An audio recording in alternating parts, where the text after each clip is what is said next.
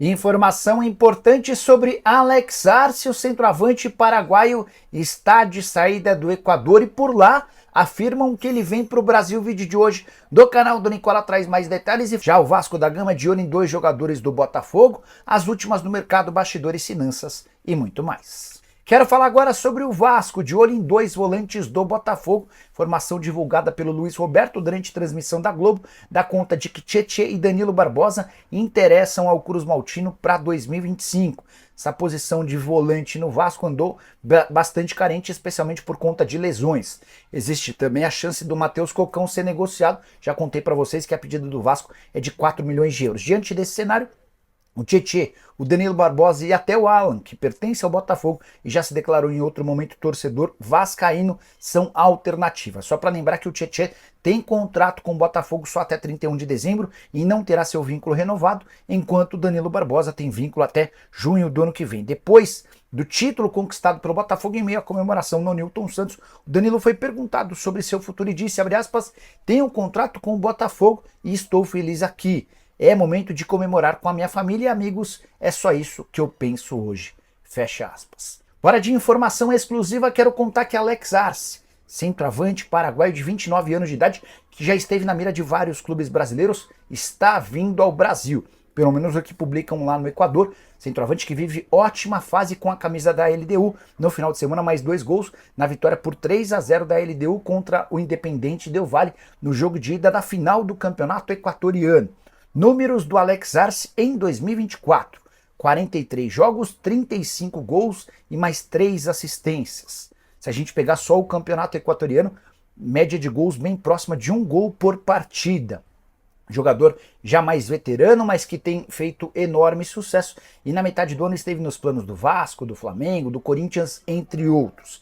De acordo com a imprensa equatoriana, Palmeiras, Corinthians e Fluminense hoje são os maiores interessados. Entrei em contato com o Santiago Meirelles, o representante do jogador, antes de gravar o vídeo. Ele falou que estava resolvendo um assunto importante lá no Cerro Porteño, assim que saísse me retornaria, quem sabe durante o programa do Nicola, que começa às 7 da noite. A gente já não traz mais atualizações. Importante lembrar também que se a LDU criou enorme dificuldade para vender na metade do ano, chegando a pedir 4 milhões de dólares, dá para imaginar que a conversa no fim desse ano vai ser um pouco diferente, até porque o vínculo do Alex Arce se encerra em um ano. Ou seja, se a LDU não vendê-lo agora, em dezembro, vai correr enorme risco de perder o jogador de graça, assinando um pré-contrato na metade do ano que vem. Bora mudar de assunto e falar sobre o Vasco da Gama, que estabeleceu um valor para vender Matheus Carvalho, Matheus Cocão. Curioso destacar a reviravolta desse volante de 22 anos de idade, que chegou sob enorme desconfiança do Náutico. Comprado por apenas 2 milhões de reais, ele era meio que o patinho feio entre torcedores cruzmaltinos. Nessa temporada de destaque, um dos jogadores importantes do sistema de meio campo. 49 jogos, 2 gols e 1 assistência, e tem pipocado uma série de especulações de que ele pode ser vendido. Diante desse cenário, Marcelo Santana e Pedrinho, o diretor executivo de futebol e o presidente, já estabeleceram um valor para que o negócio aconteça, 4 milhões de euros ou 25 milhões de reais. Importante contar ainda sobre o Vasco, que Capasso vai mesmo ficar no Olímpia. O zagueiro que havia sido adquirido pela 777, mas não vingou com a camisa Cruz Maltina, foi emprestado para o time paraguaio e no Olímpia vive grande fase. O Olímpia vai exercer o direito de compra por 1,5 milhão de dólares. Bora mudar de assunto e falar sobre o Clube Atlético Mineiro. Surgiu um boato de Danilo Barbosa e Tietê. Foi o Luiz Roberto na transmissão da Globo, né? Sabe a data que o grego vem para o Brasil? O Baran chegou a dizer que ele vem no dia 21 de dezembro. Eu não consegui confirmar essa informação. Tá sendo bem sincero com vocês. O Breno C quer saber quem será o treinador do Vasco. Tava contando sobre o Paulo Pesolano e o Caixinha, que hoje são os alvos. Boa noite, Nicola. Se o Marinacks comprar o Vasco, gostaria de Canóbio e Elinho. Tem notícias de Pedro Caixinha? Grande abraço para o melhor canal. Obrigado, Vinicius. Vamos lá.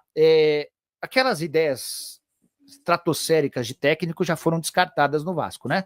Imaginou-se Luiz Castro, Sérgio Conceição, esses caras não cabem na realidade financeira do Vasco de hoje. Se o Marinacks comprar, aí a coisa muda de figura radicalmente, até porque eu ganho muito dinheiro. Tava fazendo um vídeo, não sei se todos tiveram a oportunidade de ver. O Marinacks tem muito mais dinheiro. Coloca no chinelo a Leila Pereira, o John Textor, o Rubens Meninho, o Pedrinho BH, não dá nem para comparar. O Marinacks tem 22 milhões de euros. O Textor tem 6, a Leila tem 8. Então você soma a Leila e o Textor, não dá, 6 mais 8 dá 14. Contra 22 do Marinax, só para vocês entenderem. Pode pôr o Pedrinho BH também para chegar perto do Marinax. Mas a questão é, não tem compra fechada. E hoje o Marcelo Santana e o Pedrinho trabalham em outras frentes, do Pesolano, do Pedro Caixinha, entre outros. Ontem eu conversei com o Bruno Maziotti, vocês lembram dele, né? O Bruno trabalhou durante muito tempo na seleção, no Corinthians, era um especialista em medicina, né? Fisiologista, enfim, um cara de baita currículo, e que com o Ronaldo passou a trabalhar como gestor. Ele está à frente do processo lá do Valladolid e trabalhou muito de perto com o Pesolano. E eu perguntei, o Bruno, você acha que o Pesolano vem para o Brasil? Estão especulando que ele fechou com o Santos e tal. Ele falou, Nicola, eu estou conversando quase todo dia com o Pesolano, mesmo ele tendo sido demitido. E eu duvido que ele vá para o Brasil agora. Eu falei, mas por quê? Ele falou, a impressão que eu tenho é de que o Pesolano vai tirar uns dias para descansar, tá?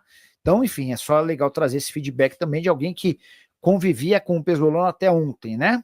E a venda do Vasco, será que sai ainda esse resto de ano? Fabio, eu não sei, cara, sendo bem sincero para você, se eu te disser que sai, eu vou estar mentindo na cara dura. Eu sei que existem negociações, que o Marinax está bem disposto, mas não é da noite para o dia que uma coisa como essa acontece, né? Você está falando de uma negociação de muitos milhões de euros, que envolve bastante coisa, enfim, não é simples não, tá? Wellington Gonçalves, fala do Vasco e quem transmite o Super Mundial. Um abraço para Cerejeiras em Rondônia. Abração para todo mundo por aí. Sobre o Super Mundial ou o Intercontinental? São coisas distintas, tá? Deixa eu contar sobre o Vascão. 2 milhões de euros é quanto o Pedrinho vai precisar arranjar de dinheiro para pagar nos próximos dias ao Benfica. Esse foi um bônus acertado pelo Matos quando da compra do João Vitor. O cara custou 6 milhões de euros fixos e mais 2 milhões de euros em bônus se o Vasco ficasse na primeira divisão. Sobre Pablo Verratti, muita gente nos últimos dias meio que cravou que o Verratti já renovou o contrato. Ou estaria acertando a renovação de contrato. Queria trazer um feedback de uma pessoa do Vasco com quem eu conversei. Até agora ainda... Não, um pouquinho antes. Verdade que vocês avançaram na renovação do Verratti? Tudo como antes até aqui. Vamos manter a calma que vai dar certo.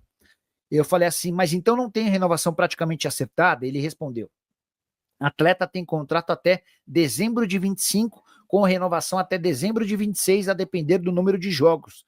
Não precisamos ter agonia. E eu perguntei, o Corinthians te sondou? Porque eu mesmo contei que o Ramon Dias pediu a contratação do Verratti. Aí vem uma resposta importante de um dirigente vascaíno, tá? Sei que o agente tem oferecido ele a muitos clubes da Série A para conseguir algo e nos pressionar, mas até agora não funcionou, tá? Então, só para vocês entenderem um pouquinho desse contexto, é legal entender esse pouquinho desse bastidor, de como é que tá funcionando as coisas por lá, tá?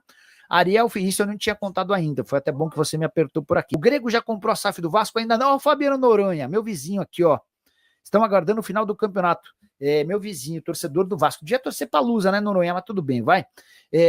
Cara, eu fui o primeiro a contar que o Marinax queria comprar um clube no Brasil e que um dos alvos era o Vasco, né? E ele tá super encantado com o engajamento do torcedor vascaíno. Ele e o filho dele, eles ficaram alucinados, cara, porque eles nunca tiveram nada disso no Nottingham Forest, no Olympiacos, enfim. E no país do futebol, você tem uma recepção tão calorosa, com dezenas, centenas de pessoas mandando mensagem no Instagram, tentando especular, enfim. E até, por exemplo, no último jogo do Vasco em casa, teve gente que levou a bandeira da Grécia. Isso chega pros caras lá, e os caras estão alucinados com isso, tá?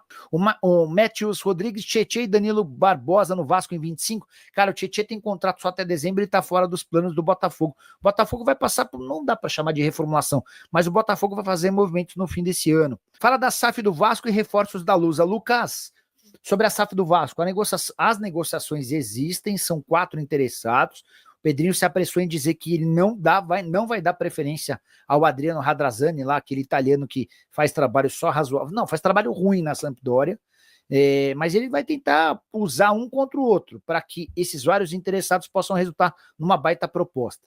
Sobre reforços da Luz, a Luz até tem budget, até tem capacidade para trazer jogadores de Série B, mas nesse momento ela está enfrentando um problema. O jogador da Série B que é procurado pela Lusa pede para ela esperar um pouco, porque ele vai tentar primeiro fechar com um time que tenha calendário de Série B o ano inteiro. É ruim para esse cara fechar o Campeonato Paulista e depois ter a Série D para disputar. Ele vai preferir, por exemplo, fechar com o Novo Horizontino, que vai ter no Campeonato Paulista de Série A1 e depois a Série B do Brasileiro, tá? A informação sobre o interesse do Vasco em Danilo e Tietê do Botafogo foi divulgada pelo Luiz Roberto na transmissão da Globo, tá?